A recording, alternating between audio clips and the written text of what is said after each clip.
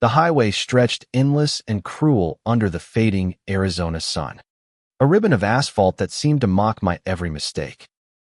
My old Corolla sputtered, then lurched, the telltale thud of a flat tire slamming me into reality. I was alone, miles from anywhere, with a phone as dead as my dreams of escaping this nowhere town. I kicked the gravel, cursing under my breath, the weight of the past year pressing down harder than the desert heat. My name's Ethan Carter, 23, and I'd been running from my family, my failures, and most of all, from him. But you can't outrun fate when it decides to chase you down. The hum of an engine broke the silence, growing louder until a dusty pickup truck slowed beside me. I squinted, shielding my eyes, and my heart stopped. It was Mr. Hargrove, Tommy, best friend Caleb's dad, the man I hadn't seen in 3 years. His face, weathered but kind, held a look I couldn't place. "Ethan," he said, stepping out, his voice low and steady. "I've missed you." Those words hit like a freight train, unraveling everything I'd buried. 3 years ago, I was just a kid, 20, confused, and in love with a man I couldn't have. Tom was 46 then, a widower, a father, and the only person who ever saw me for who I was. But I ran, scared of what it meant, scared of ruining Caleb's family. Now, here he was, standing on this godforsaken road, like the universe was laughing at me. "You okay?" Tom asked, glancing at the flat tire. His flannel shirt was rolled up, revealing arms still strong from years of fixing things: cars, houses, broken kids like me. I nodded, words stuck in my throat. He didn't push, just grabbed a jack from his truck and got to work. The silence between us was heavy, filled with questions neither of us dared ask. I watched him, memories flooding back. Growing up, Caleb and I were inseparable, two misfits in a small town that didn't take kindly to differences. Caleb was straight, loud, and fearless. I was quiet, unsure, and hiding a secret I barely understood. Tom was always there, though, coaching our little league games, fixing my bike, listening when I rambled about stars or dreams of leaving. He never judged. And somewhere along the way, I fell for him. It wasn't just a crush. It was the way he looked at me, like I was more than the sum of my fears. One night, after too many beers at Caleb's 18th birthday, I almost told him.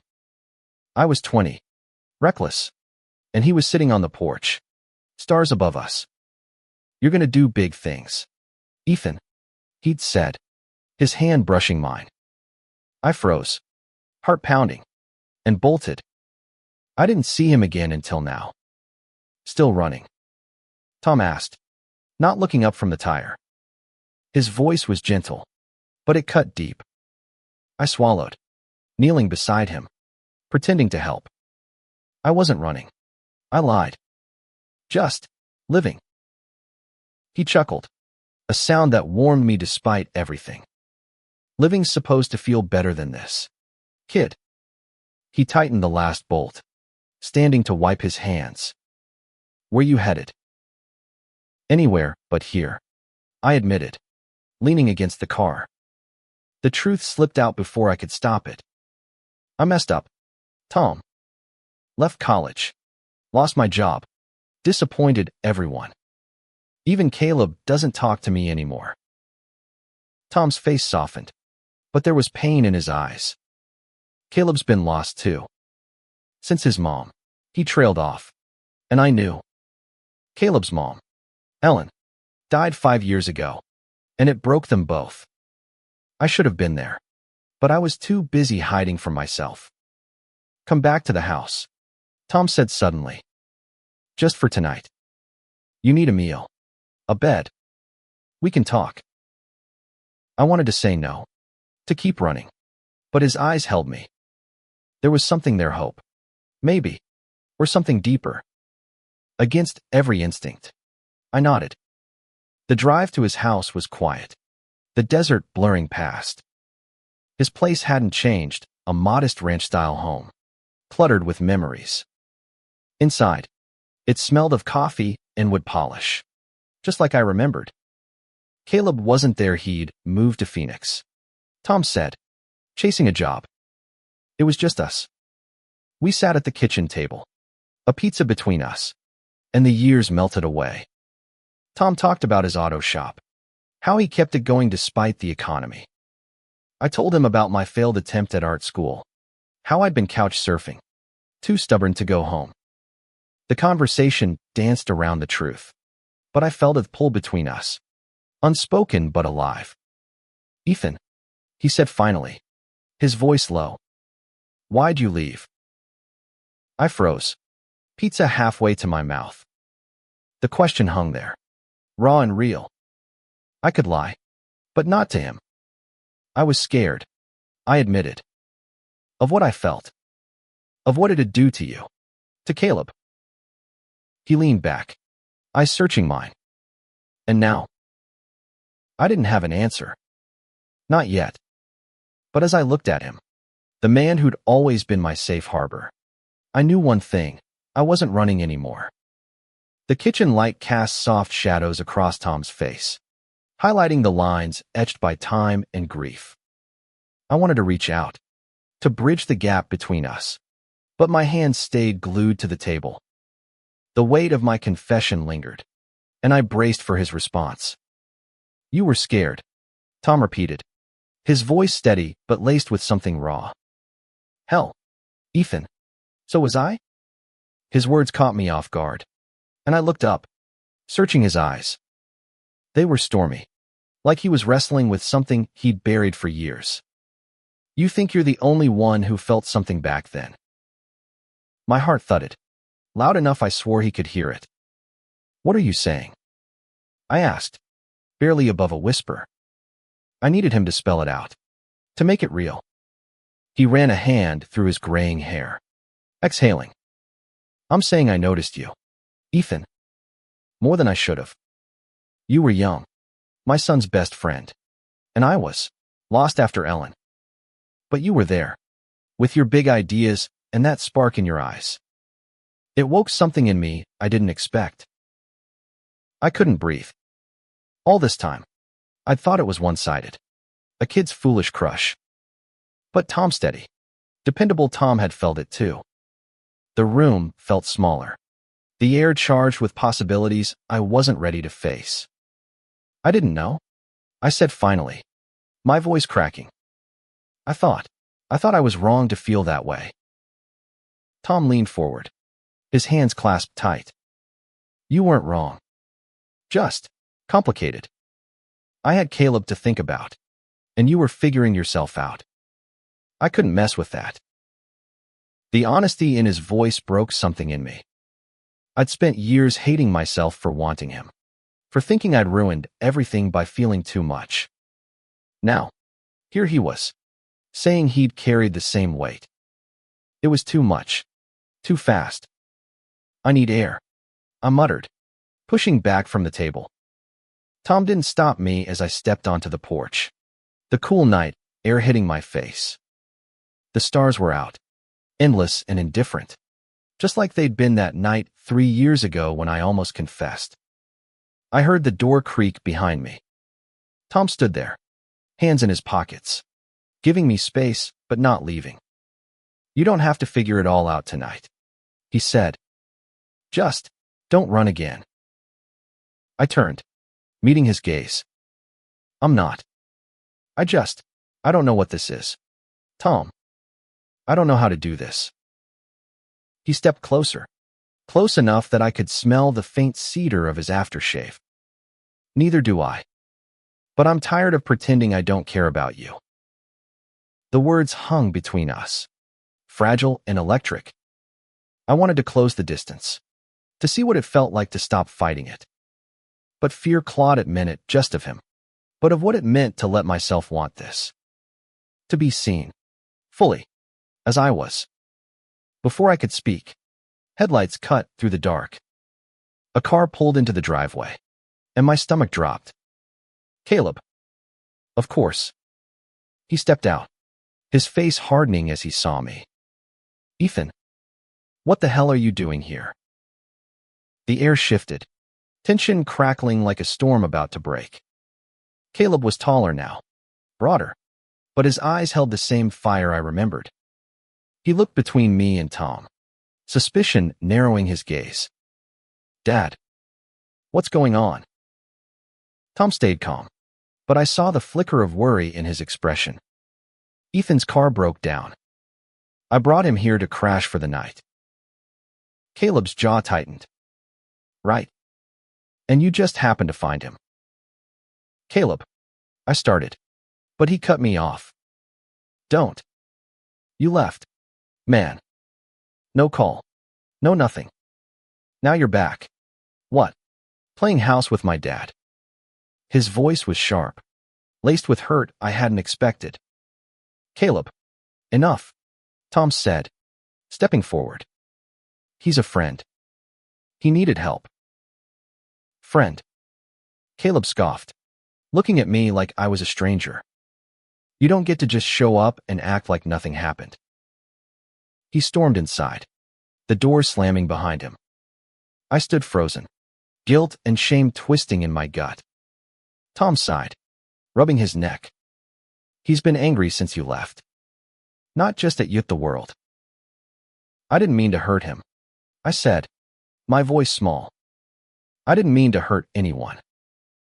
I know. Tom's hand grazed my shoulder. A brief, grounding touch. Give him time. Stay the night. We'll figure this out. I nodded, but as I followed him back inside, I couldn't shake the feeling that I'd just walked into a storm I wasn't ready for. Caleb's anger, Tom's confession, my own tangled heart, it was all colliding, and I had no idea how to navigate it. But for the first time in years, I didn't want to run. The living room felt like a battlefield, the air thick with unspoken accusations. Caleb sat on the couch, arms crossed, staring at the floor like it held answers I couldn't give. Tom stood by the doorway, trying to keep the peace, but I could see the strain in his shoulders. I wanted to disappear, but there was nowhere to go. Caleb, I said, sitting across from him, I'm sorry I left. I didn't know how to stay. He looked up, his eyes sharp. You didn't know how to pick up a phone. We were brothers. Ethan, you just vanished. His voice cracked, betraying the hurt beneath his anger. I'd always known Caleb as the tough one, the guy who laughed off pain, but now I saw how deeply I'd cut him. I was a mess, I admitted, gripping my knees to keep my hands steady. I couldn't face you, or your dad, or myself. I glanced at Tom, who watched us silently, his expression unreadable. I was figuring out who I am, and I was scared it'd change everything. Caleb's brow furrowed. What does that even mean? You're gay. So what? You think I'd care? His words were blunt, but there was no malice, just confusion. You didn't trust me. My throat tightened. He was right, I hadn't trusted him, not because of who he was, but because I didn't trust myself. Coming out in a small town like ours wasn't just hard. It was a gamble with everything you loved. And I'd loved Caleb like family. I'd loved Tom in a way I couldn't name back then. I didn't want to lose you, I said quietly. Or your dad. You guys were all I had. Caleb leaned back, exhaling heavily. You lost us anyway. Tom stepped forward, his voice calm but firm. That's enough. Caleb. Ethan's here now. He's trying. Caleb's eyes flicked to his dad, then back to me. Why now? Why show up after all this time? I hesitated, the truth too raw to share fully. I couldn't tell him about the pull I felt toward Tom, the way it had haunted me for years. Instead, I said, my car broke down. Your dad found me. It wasn't planned. Caleb snorted, but the tension in his shoulders eased slightly. Yeah, well, You always were crap at car maintenance. I managed a small laugh, and for a moment, it felt like old times. But the moment passed, and Caleb stood. I'm going to bed. We'll talk tomorrow. He paused, looking at me. Don't leave again, Ethan. Not without saying goodbye. He left the room, and the silence that followed was deafening. Tom sat beside me, close enough that our knees almost touched. He'll come around, he said. He's missed you too. I nodded, but my mind was elsewhere, replaying Tom's earlier words. He'd felt something too. The thought made my chest ache with possibility and fear. Tom, I started, my voice low. What happens now? With us?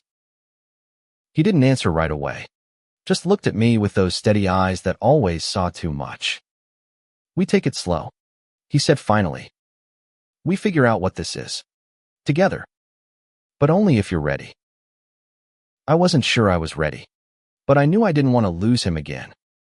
I'm staying, I said, the words feeling like a promise. At least for now. He smiled, small but real, and my heart stuttered.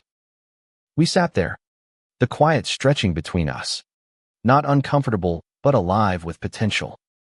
For the first time, I let myself hope that maybe, just maybe, I could stop running and start building something real. The next morning, sunlight streamed through the kitchen window, warming the room. Tom was at the stove, making pancakes, the smell pulling me back to simpler days. Caleb was already at the table, scrolling on his phone, but he looked up when I walked in. Morning, I said, testing the waters. Morning, he replied, his tone softer than last night. You sleep okay? Yeah. Your dad's couch hasn't changed. I glanced at Tom, who was watching us with a faint smile. We ate in relative peace, the clink of forks against plates the only sound for a while. Caleb broke the silence. So, you sticking around for a bit? I nodded. If that's okay. I need to figure out what's next. He studied me, then shrugged. Just don't ghost me again. I won't. I promised. And I meant it. After breakfast, Tom suggested I help at his auto shop for the day. Could use an extra hand, he said, but I knew it was more than that. He was giving me a reason to stay, a way to rebuild. I agreed, and as we drove to the shop, I felt a spark of something I hadn't felt in years, purpose. The auto shop smelled of oil and metal, a familiar scent that grounded me. Tom's place was a small, cluttered haven, tools scattered across benches, cars in various states of repair. I'd spent countless summers here as a teen, handing Tom wrenches and learning the basics of engines. Now, at 23, it felt like stepping back into a life I'd abandoned. Tom handed me a pair of gloves. Got a Ford that needs a tune-up. You up for it? I nodded, grateful for the distraction. Working side by side, our movements fell into an easy rhythm. He'd point out a bolt. I'd loosen it, and we'd trade small talk about spark plugs and oil filters. But every brush of his hand against mine sent a jolt through me, a reminder of the unspoken tension between us. By noon, the shop was busy, customers coming and going. I noticed how Tom handled them patient, steady, always with a kind word. He was the heart of this place, and I wondered how I'd ever thought I could leave him behind. During a lull, we sat on a bench outside, sharing a soda. The desert sun beat down, but a breeze made it bearable. You're good at this, Tom said, gesturing to the shop. Always were. Thanks, I said, my cheeks warming. I forgot how much I liked it. He looked at me, his gaze softening. You don't have to keep running, Ethan. There's a place for you here, if you want it. The words hit harder than I expected. A place. Not just in the shop, but with him. I wanted to say yes, to leap into whatever this was, But doubt gnawed at me. What about Caleb? What about the town, with its prying eyes and small-town gossip? Before I could answer, a familiar voice interrupted. Ethan Carter, is that you? It was Mrs. Delaney, the town librarian, her eyes wide with surprise. Heard you left for good. Car trouble, I said with a forced smile. Just passing through. She raised an eyebrow, glancing at Tom. Well, don't be a stranger. We miss you around here. She left, but her look lingered in my mind, a reminder of how fast word would spread. Tom noticed my unease. Don't worry about them, he said. People talk. Always will. Yeah, but what'll they say about us? I asked, the question slipping out before I could stop it. He didn't flinch. Let him say what they want. I'm not hiding anymore. His words were a challenge, a promise. I wanted to meet it, but fear held me back. I'd spent so long hiding who I was, afraid of losing the people I loved. Could I really be brave now? That evening, back at the house, Caleb was waiting. He'd softened since last night, but there was still a wall between us. You're working at the shop? He asked, tossing a football between his hands. For now, I said. Your dad needed help. He nodded, but his eyes were sharp. You and Dad, you're close again. Huh? My stomach twisted. He's been good to me. Caleb. Always has. Yeah, I know. He paused, then set the ball down. Just, don't hurt him. Okay. He's been through enough. The weight of his words settled over me. Caleb wasn't just talking about his mom's death. He was talking about me, about the years I'd left them both to carry their grief alone. I won't, I said, hoping I could keep that promise. Later, as I lay on the couch, staring at the ceiling, Tom's words echoed in my mind. I'm not hiding anymore. I wanted to be that brave, to claim the life I'd been too scared to live. But with Caleb watching, and the town whispering, I wasn't sure I could. The next day, I threw myself into work at the shop, trying to outrun my doubts. Tom and I worked late, fixing a stubborn transmission. When we finished, sweaty and exhausted, he grinned at me. Good work, kid. I laughed, the sound surprising me. I'm not a kid anymore. No, he said, his voice low. You're not. His hand lingered on my shoulder, and for a moment, the world was just us, the hum of the shop fading away. I leaned in, my heart racing, but the sound of a car pulling up snapped me back. It was Caleb, picking up Tom for dinner. He waved, but his eyes lingered on us, and I knew he saw more than I wanted him to. As they drove off, I stood alone in the shop, my heart torn between hope and fear. I was falling for Tom, harder than ever, but the cost of that love was starting to feel too high. The days blurred into a rhythm of work and quiet moments with Tom. The shop became my refuge, a place where I could focus on something tangible: bolts, wires, engines, while my heart wrestled with the intangible. Every glance from Tom, every accidental touch, felt like a step towards something I both craved and feared. Caleb was around more, too, dropping by the shop or joining us for dinner. He was trying, I could tell, but there was a distance in his eyes, like he was waiting for me to disappear again. I couldn't blame him. I'd ghosted him once, and trust was hard to rebuild. One evening, as we closed up the shop, Tom suggested a drive. Need to clear my head, he said, tossing me the keys to his truck. You drive. We headed out, the desert unfolding around us, the sky painted in purples and golds. Tom was quiet, but it was a comfortable silence, the kind that didn't need filling. I drove aimlessly, the road stretching toward nowhere, until he pointed to a dirt path. Turn here. The path led to a lookout, a cliff overlooking the valley. We parked and got out, the air cool and sharp. Below us, the town's lights twinkled, small but stubborn against the vast dark. Tom leaned against the truck, his face lit by the last of the sunset. "This is where I used to come after Ellen died," he said. "Help me think."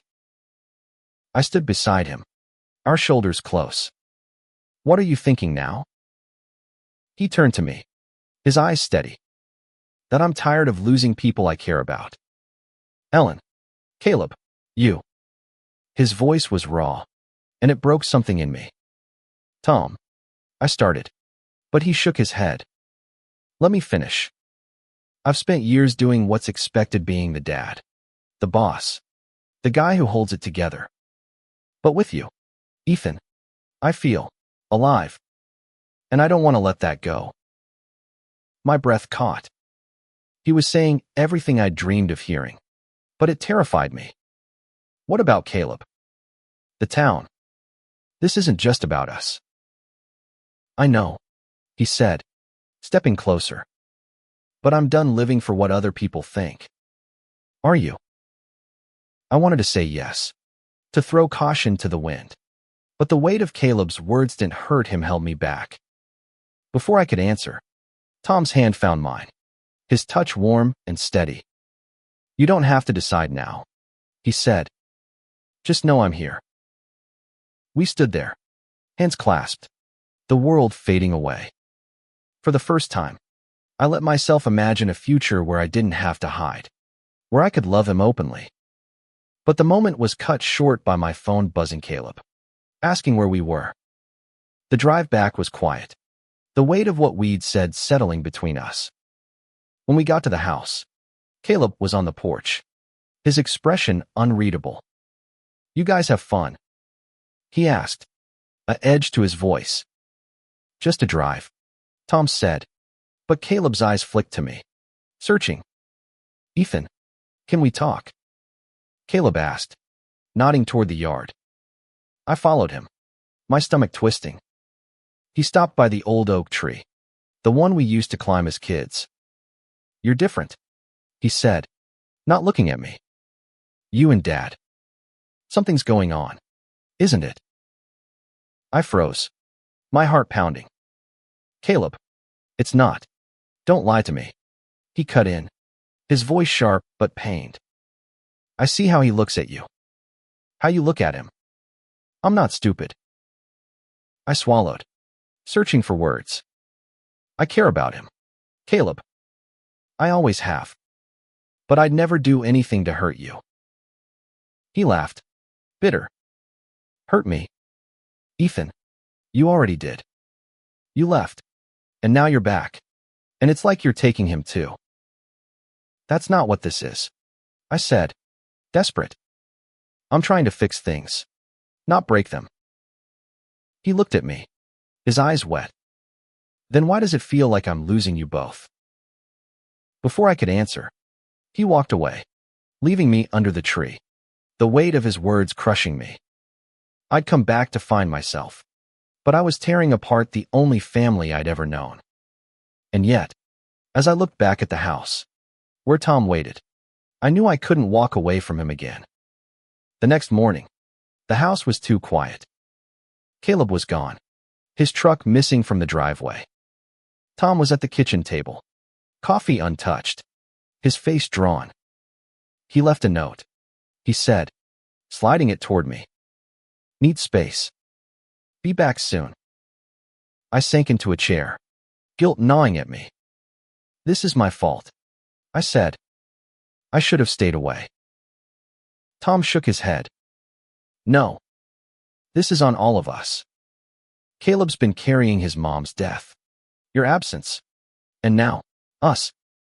He needs time to process." "Us," I echoed, the word heavy. Is there an us, Tom? Or are we just kidding ourselves? He reached across the table, his hand covering mine. "I want there to be. But it's not just about what I want. It's about you, and Caleb, and what we're willing to fight for." I pulled my hand back, not because I didn't want his touch, but because I was drowning in doubt. I don't know if I'm strong enough for this, I admitted. The town. Caleb. My own head, it's too much. Tom's eyes softened, but there was steel in his voice. You're stronger than you think. Ethan. You've been running from yourself for years. But you're here now. That's not nothing. His words stirred something in me. A flicker of courage I'd buried long ago. But before I could respond, the phone rang. A customer at the shop, needing Tom. He left, promising we'd talk later, and I was alone with my thoughts. I wandered into town, needing to clear my head. The streets were familiar, but the stairs were new. Mrs. Delaney's words had spread, and I felt eyes on me, whispers trailing in my wake. At the diner, I grabbed a coffee, hoping to blend in, but a group of old high school classmates spotted me. Ethan Carter, one of them, Jake, called out, his tone mocking. Heard you're back. Shacking up with Hargrove. The others laughed, and my face burned. Just helping at the shop, I said, keeping my voice steady. Sure, Jake said, leaning closer. Heard you're real close with Tom. That true? I stood, leaving my coffee untouched. Mind your own business, Jake. I walked out, my heart racing, the whispers following me.